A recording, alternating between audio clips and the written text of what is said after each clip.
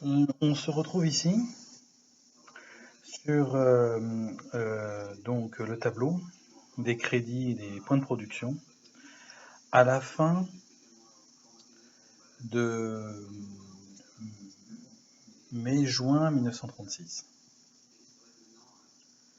Et on tombe sur la production, donc c'est en fait à la fin de la production de mai-juin 1936. On retrouve les Russes avec quand même un gros débit, les Anglais aussi, les Allemands et les Français un petit peu moins, les Italiens proches de la neutralité, les Japonais qui ont produit sur ces deux derniers tours beaucoup, commencé à construire beaucoup de navires. Les Américains ont boosté le mois dernier, donc sur le mois de mai-juin, sur cette fin de mois, ont commencé à construire. Et au final, à -7, les Chinois qui se sont énormément endettés à la suite de la décision de l'application de la guerre civile chinoise, qui leur a coûté très cher en termes de prix, et on va le voir ensuite en termes de coûts humains. En fin de mai-juin 1936, l'anglais s'est quand même déplacé, enfin a déplacé pas mal de ses troupes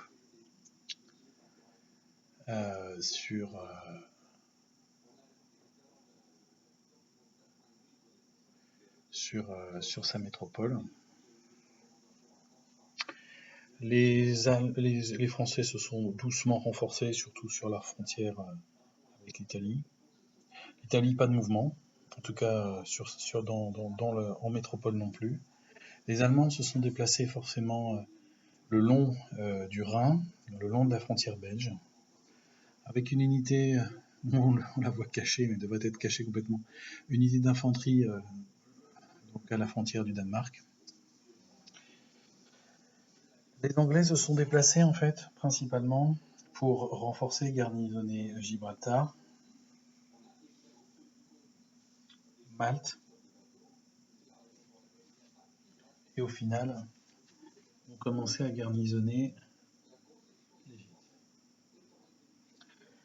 Là, en fin de mai-juin 1936, on retrouve l'ensemble des forces italiennes enfin prêtes.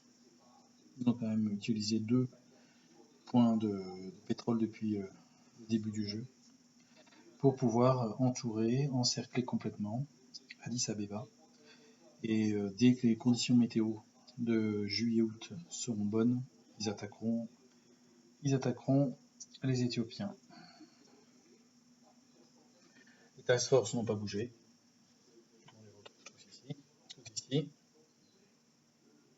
La seule perte constatée depuis le début du jeu est une armée chinoise, nationaliste chinoise. Les Russes, en fait, n'ont pas bougé leurs unités depuis le début, mais par contre, ont déplacé ici 2 unités terrestres, un QG, Tukhachevski, qui n'a pas été purgé, et une unité de bombardier à la frontière de la Perse, donc on sait qu'il va se passer quelque chose. Et là, on retrouve en fait pas de mouvement particulier des Russes qui n'ont pas bougé. Les Chinois, enfin les Japonais, n'ont pas intensifié, n'ont pas augmenté leurs troupes à la frontière avec la Chine nationaliste.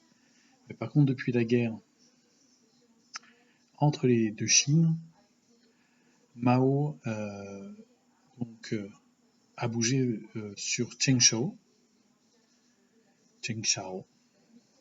et c'est cette unité qu'on a vue à l'instant là, la deuxième armée d'infanterie nationaliste, qui a été éliminée à la suite d'une attaque de toutes les forces communistes qui avancent et qui tiennent Xi'an.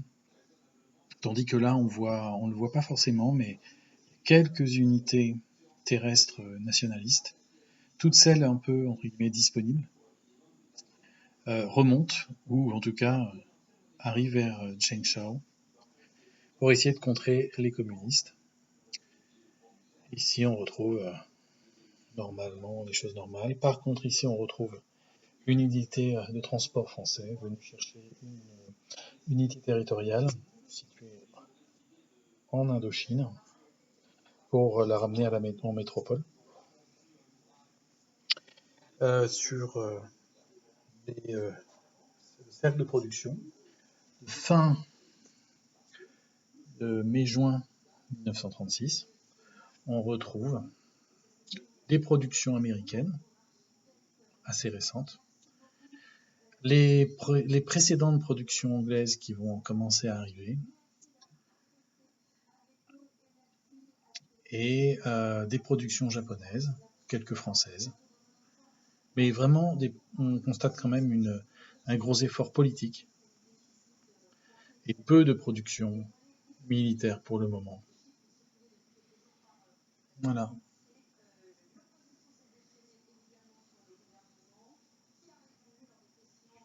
Voilà. Friend, everyone I know goes